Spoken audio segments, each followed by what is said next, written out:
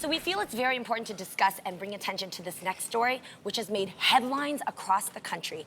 Yesterday, 30-year-old Cyntoia Brown was granted clemency by Tennessee Governor Bill Hosmer. After serving 15 years in prison on a murder and robbery conviction she committed when she was only 16 years old, Cyntoia was tried as an adult and sentenced to life in prison for killing Johnny Mitchell Allen, a man she claimed was soliciting her for sex during her time as a human trafficking victim. Cyntoia claimed the killing was in self-defense and that she was in fear of her life at the time. Cyntoia's case garnered national attention. She gained many high-profile allies like Rihanna, Kim Kardashian, and Westwood. Give it up to these celebrities for lending their platform and light. Cyntoia will be released this August and be on parole for 10 years. The New York Times reported that Cyntoia lit up with joy. This picture is everything. When she heard the news and in a statement, thanks the governor for giving her a second chance. I think this is a remarkable story. You guys know that fighting for human trafficking, fighting against it is a huge, serious issue for me. I will spend the rest of my life protecting victims out there.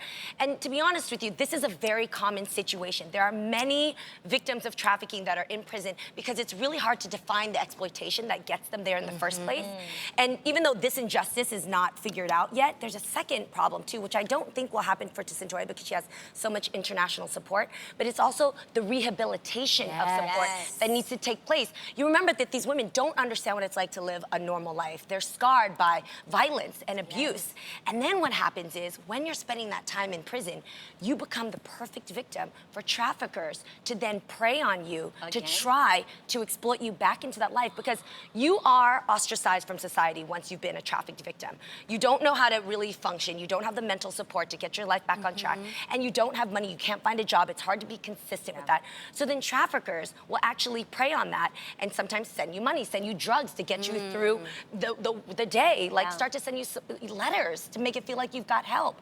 There's an amazing documentary called The Trap, which will paint exactly the lives of some victims that are living in jail, and they admit how they become bonded with their trafficker. They come out, society won't help them, so they go back into that life. So what are we gonna do to help this young woman is the next question. Now with her transition out of jail. Yeah. Well, this is, go ahead. Can I say one thing about going back to her original case? The reason why she was convicted was, one, she was tried as an adult, but also it was the way they labeled her. And when they described her as a teen prostitute. What has happened now, because of work like you and other people, now it's going to be changed to a sex trafficking victim. This is why labels are so important. It's very important to label things a certain type of way, because if you're a regular juror, you think, oh, well, she's a teen prostitute. Well, she asked for it. And that's the reason why she got this life sentence. No, with all the evidence garnered, there is no way she should have been serving a life sentence.